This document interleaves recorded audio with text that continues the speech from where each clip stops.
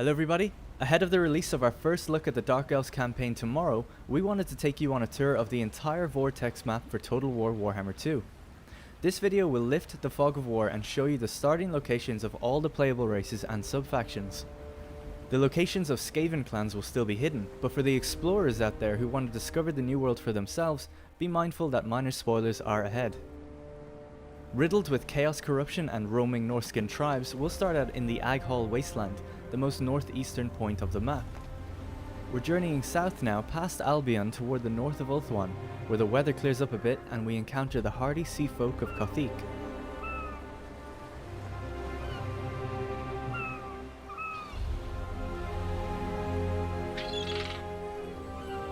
As we venture further south along the chain of sporadic islands of the Eastern Ocean, you'll notice a lot of dangerous and difficult to navigate rocks by the cliffs, a hazard for any seagoing army. As we crest around the southeast of Ulthuan, the mountains cast long shadows on the islands of Yvresse. These islands are rich in treasures and exotic sea creatures. Many a plucky explorer has ventured out here looking to make himself rich, only to never be seen again. Now we arrive at our first playable faction, Lothern under the legendary lord Tyrion of the High Elves. Tyrion starts with a large group of High Elf factions at his back, so has a relatively comfortable start position that can be bolstered with trade and defensive pacts to make Ulthuan an impenetrable fortress. Turning south now, we'll venture across the Shark Straits to the Land of Assassins next to the coast of Araby, currently inhabited by several Bretonnian crusaders who've claimed this land for the Lady. The dwarfs of Cobra Pass need pay no attention in their sandy mountain holes as beastmen tribes run rampant along the coastline. Across the land of the Dervishes lies Sudenburg and the Necrarch Brotherhood, factions in constant battle for the control of the shifting sands, while the Greenskins of Arachnos fight for control of Karak-Zorn. Here we encounter our second playable faction. Along the coast of ruins is where we can find the last defenders, led by Krokgar of the Lizardmen. Aside from roaming beastmen armies, Skaven hordes gather here, no doubt an indication that the ruins here may be infested with the Vermintide. Southward along the shifting mangrove coastline reveals a beautiful coral reef, flanked by a string of ruined settlements. Armies will find landing at these beaches troublesome, as many ships will become stranded and bogged down among the deadly ocean banks, and exploring the ruins can yield riches or awaken unknown ancient magic. Our third playable faction is Clan Moors, led by Queek Headtaker of the Skaven. The High Elves of the Fortress of Dawn have ventured deep into the southern jungles where Queek Headtaker has an ambush lying in wait. Once dealt with, Queek will only have to look north for conquest. Across the expansive churning gulf we arrive at the High Elf-owned Citadel of Dusk, at the southernmost tip of Lustria. The majority of Lustria is comprised of ancient ruins, jungles and swamplands, with the dwarf-controlled spine of Sotek forming the mountainous backbone of the continent.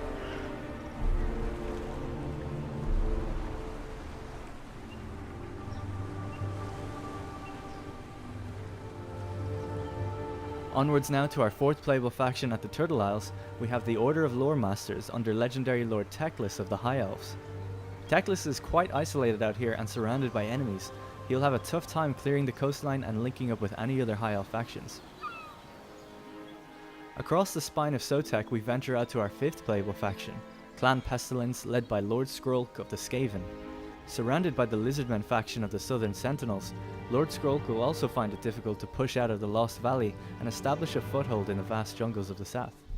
Working our way north now beyond the ruins of the volcanic islands, we arrive at the Vampire Coast, a corrupted and tainted region eroding away at the lush jungles of the Mosquito Swamps. Further north, beyond the Settlers' Coast at the Isthmus of Lustria, we have our sixth playable faction, Hexodal led by Lord Mazdamundi of the Lizardmen. Mazdamundi is in a bit of a tough spot. He's surrounded by Norskin settlers of the Skeggi, the Greenskin Blue Vipers, and the man-controlled New World colonies, as well as bordering several ruined settlements. Along the far sea beyond the Fallen Gates we encounter the corrupted wastelands of the Ashen Coast.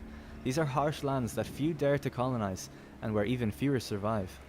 Eastward across the Iron Peaks, we have our seventh playable faction, the Cult of Pleasure led by Morathi of the Dark Elves. She spreads her corruption across Naggaroth, consuming all who come into contact with it, friend and foe alike. Naggaroth is largely the theatre of the Dark Elves, The coastlines are all inhabited with different Dark Elf factions, and the climate is suitably cold and barren, echoing the torture and death that can be heard billowing out across these lands.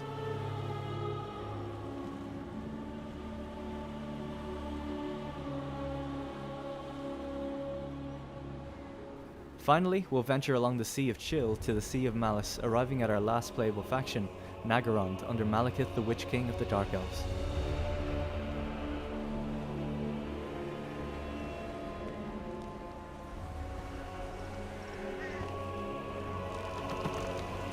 So that's it for our quick tour around the Vortex campaign map for Total War Warhammer 2. Tomorrow, we'll join Malekith midway into the campaign as he leads an invasion of Ulthuan. We hope you've enjoyed the video, and remember to subscribe for more exclusive Total War content.